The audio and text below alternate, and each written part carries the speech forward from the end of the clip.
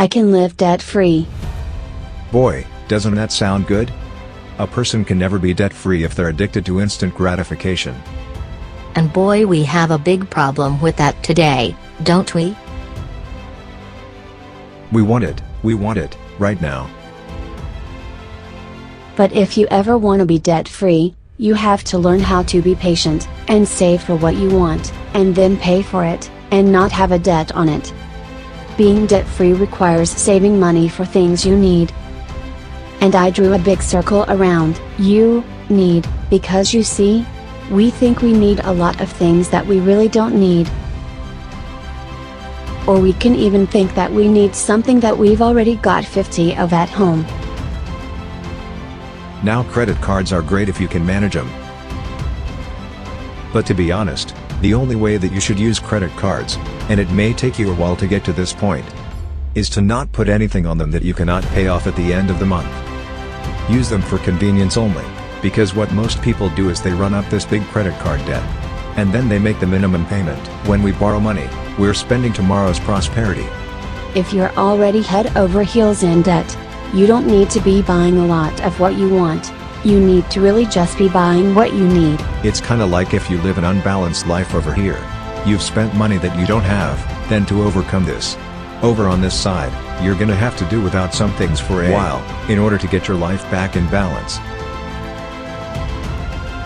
You know, you have to be an investor in life, and not a gambler. You can't just do the wrong thing and gamble that you're gonna get a right result, because you won't. If you're going to get out of debt and be debt-free, you will have to let your flesh suffer, because it wants what it wants, and it pouts and feels sorry for itself when it doesn't get it. But we are to walk according to the Spirit, not according to the flesh. To get out of debt, you're gonna have to be patient, persistent, and learn the difference between what you need and what you want. Before buying anything, ask yourself if you can afford it, without going in debt to get it, and if what you're going to spend on it, is truly worth it to you. Money has a great temptation attached to it, and greed, I think, can get all of us, unless we fight it, and the only way that I know how to fight greed is, with generosity.